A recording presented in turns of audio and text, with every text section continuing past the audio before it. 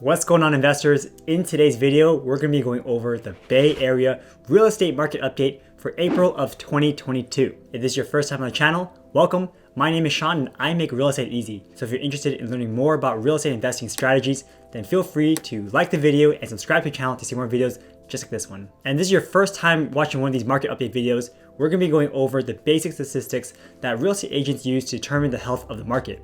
We're going to be looking at data for Santa Clara County, San Mateo County, San Francisco County, Alameda County, and Contra Costa County. So hopefully with this information, you're going to be able to make a decision to see if now's a good time to buy or sell your home in the Bay Area. So without further ado, let's hop on in. So the first thing I'm going to do is go on the website pro.mlslistings.com. So this is the actual MLS that the agents actually pull data from to see how properties are selling in the market. So the first thing we're going to look at is Santa Clara County single family homes. And we're gonna look at the days on market and sales to list price ratio.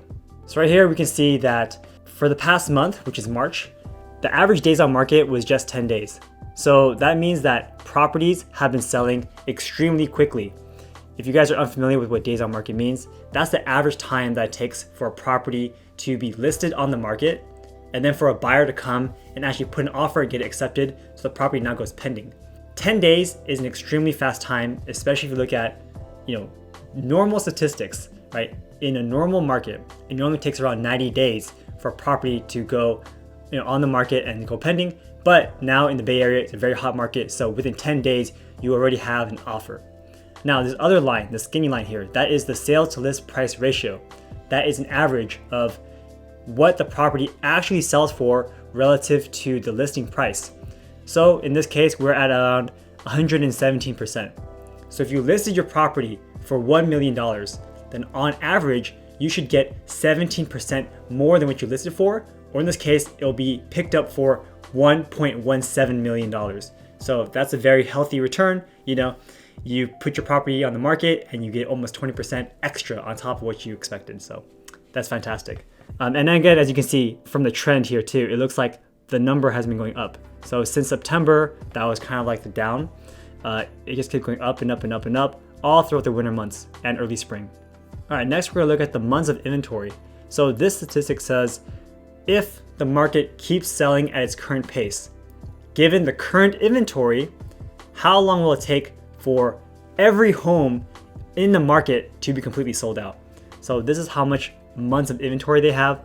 And if we look at the actual numbers here, we can see that we have less than 1 month. We have 0.7 months. So again, if no new properties got put on the market today and properties kept selling at the current pace, then it'll take 0.7 months to sell every home in the Bay Area. Again, this is very healthy. Normally we see, 3 months of inventory is typical. We are definitely in the seller's market still. Now the next chart we're gonna look at is the number of homes for sale versus sold. So again, this shows the number of properties that are on the market versus the number of properties that actually closed within that same time frame. So you can see in March here, a lot of properties have closed. We do see that there are more and more properties being put on the market. So in December, people don't put their houses on sale, right? They want to just stay in for the holidays and chill. And then during the spring months, they start putting more properties on the market.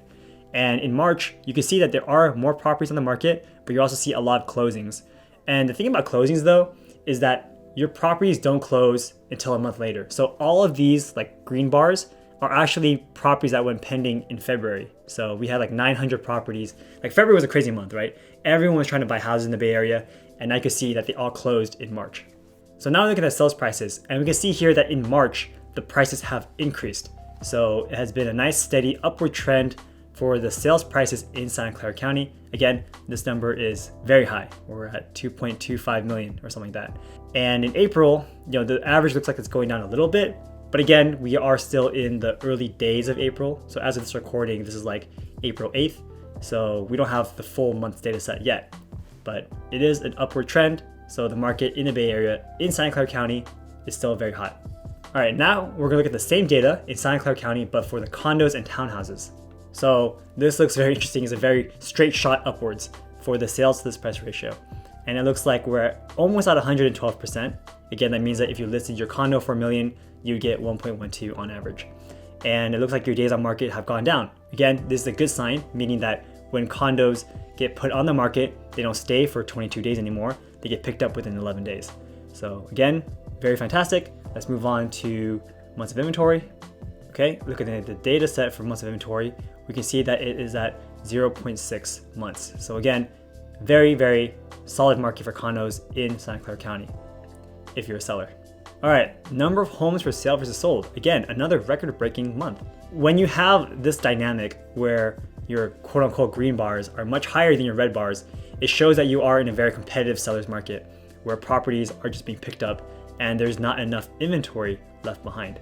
So you can see here, there's 324 current active ones in this month, but 530 overall have been closed. So they get picked up faster than they get put on the market.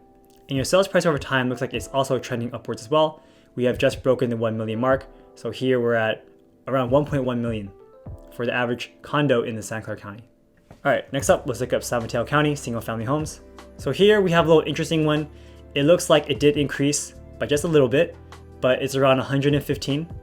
And our days on market have decreased. So again, we're seeing a similar trend here where things are picking up, right? We have less days on market, we have higher sales to list price ratio. People are still competing very hard for these properties. All right, months of inventory here has also dropped. So we have 0.8 months versus last month, which was 1.4 months. For your number of homes for sale versus sold, again, we do see more of a trend where we have more properties that are sold than on the market. Sales prices over time have increased a little bit since February. As of April, it has continued that upward trend. So it looks like we're good here. All right, looking at condos and townhouses in San Mateo County.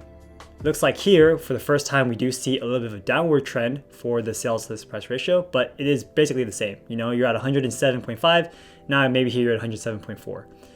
Your days on market have decreased as well. So instead of being on the market for 24 days on average, you're on the market for 15 days on average. All right, your months of inventory here is also decreasing, so now you're at 0.9. All right, and number of homes for sale versus sold, it looks again where you have more properties that are sold than properties that are on the market. All right, sales prices over time looks like they are increasing.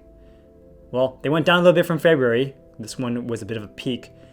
Went down back to January and December levels, and now they're back up a little bit in April. All right, so now we're gonna look at San Francisco County, single family homes.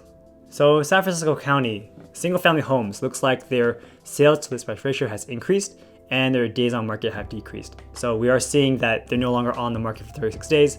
They're now getting picked up very quickly, just like in Santa Clara County. And your sales to list price ratio has continued to be very high, above 120%. Again, my thought process is that San Francisco agents know the game. They price them really low, they get a lot of bidders in there, and then they jack up the price way higher than their initial listing price. All right, and your months of inventory here have also decreased quite a bit from 2 months to 1.3 months. Inventory levels are looking a little bit better, although we can see here that in general, the San Francisco market is a little bit slower, where you have more properties on the market than properties being sold. So remember, in the other places that we looked at, this green bar was much higher than the red bar. And here too, sales price over time have remained relatively flat. They have increased since January and February, and it looks like they're going down a little bit in April, but again, we're not at the end of the month quite yet. So now we do the same thing for San Francisco condos and townhouses. All right, so we can see here that your days on market have decreased 29 days, and your average sales to list price ratio have increased to around 107%. The months of inventory here are now down to 2.6 months. And the inventory here remains to look terrible. You have 892 that are active and 341 that have been sold. So in general, the condo and townhouse market in San Francisco has been hurting for the past 2 years since the pandemic started. And as you can see here, there has been just, a normal trend, nothing too crazy, nothing has shifted, but and prices seem to remain stable at around $1.4 million. All right, so now we're looking at single family homes for Alameda County. All right, so for average days on market and sales to list price ratio, it looks like the value has gone up to around 120%.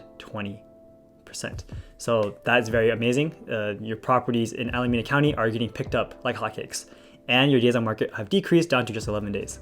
All right, so months of inventory here, pretty good, under 1 month, 0.8 months. If we look at the property dynamics, we can see the inventory is pretty good. Like we have more properties that are being sold than properties that put on the market. So again, Alameda County is a very hot place to be. And your sale price over time looks like it's steadily increasing. December is the winter months. Usually there's some seasonality here, and we can see that in the spring, things are slowly picking up. Okay, looking at the same statistics for condos and townhouses. So we can see here that your sales to list price ratio has increased to 108%, and your days to sell, your days on market, have decreased to 17 days. All right, and your months of inventory have decreased as well, so 0.9 months, which is very good. All right, and we can see here that you have sold more than you have on the market. So again, this green bar is higher than the red bar, indicating a very hot seller's market. And your prices have continued to trend upwards. So now the condos are above 800,000, and as of April, they're probably near 900,000. Okay, going back to single families, we're gonna do our last one, Contra Costa County.